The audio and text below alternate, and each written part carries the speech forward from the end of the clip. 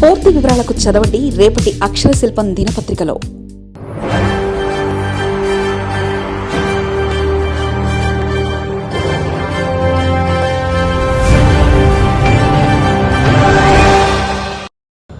అమరావతిలో iconic project, రాజధానిలో London I కంటే ఎత్తైన జెయింట్ వీల్.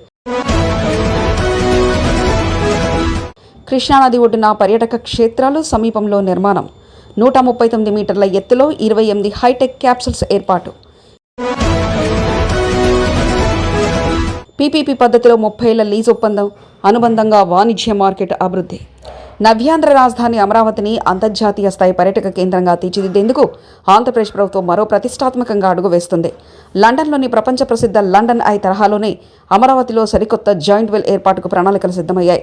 భూమి మట్టం నుంచి ఏకంగా 139 మీటర్ల ఎత్తుతో తలపెట్టిన ఈ భారీ అబ్జర్వేషన్ వీల్ పూర్తయితే భారతదేశంలోనే అత్యంత ఎత్తైన జైంట్ వీల్గా సరికొత్త రికార్డు సృష్టించనుంది.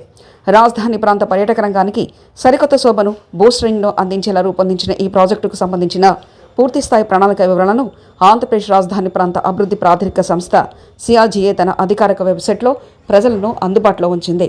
అమరావతిలో growth and infrastructure corporation limited ఆధ్వర్యంలో అమరావతి ఐజెంట్ ఐకానిక్ అబ్జర్వేషన్ వీల్ పేరుతో ఈ భారీ ప్రాజెక్టును చేపట్టనున్నారు.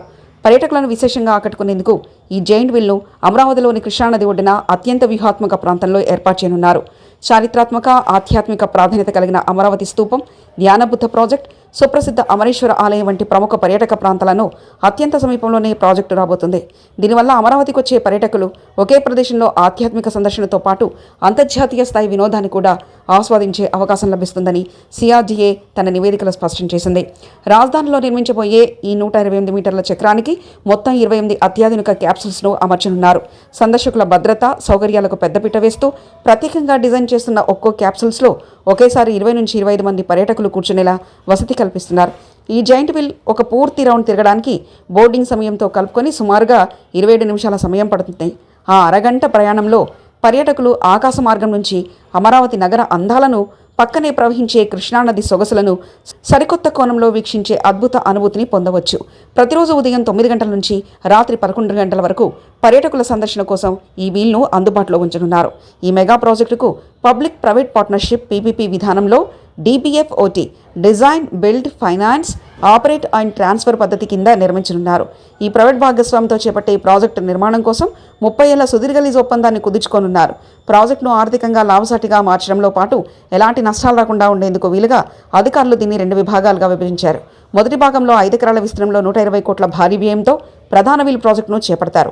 ఈ జైంట్ వీల్ ద్వారా ఏడాదిలో కనీసం 255 రోజుల పాటు నిరంతరాయంగా పర్యాటకుల ద్వారా ఆదాయం వస్తుందని అంచనా వేస్తున్నారు. అందులోనూ కేవలం తొలి ఏడాదిలోనే టికెట్ల అమ్మకాల ద్వారానే దాదాపు 32.34 కోట్ల మేర ఆదాయం లభిస్తుందని ప్రాజెక్టు నివేదికలో పేర్కొన్నారు. ప్రాజెక్టులో భాగంగా 2వ విభాగం కింద కమర్షియల్ డెవలప్మెంట్కు ప్రాధాన్యత ఇస్తున్నారు. జైంట్ వీల్ ప్రాజెక్టుకు అనుబంధంగా 1 ఎకరం స్థలంలో అత్యాధునిక కమర్షియల్ మార్కెట్ను ఏర్పాటు చేయనున్నారు.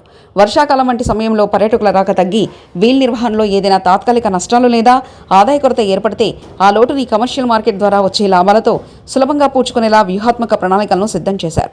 వర్షాకాలంలో కొంత ప్రభావం ఉన్నప్పటికీ వేసవి సెలవుల్లో, శీతాకాలంలో పర్యాటకుల రద్దీ విపరీతంగా ఉంటుందని, అందువల్ల ఈ ప్రాజెక్టు ఆర్థికంగా అత్యంత విజయవంతం అవుతుందని సిఆర్జీఏ నిపుణులు ధీమా వ్యక్తం చేస్తున్నారు.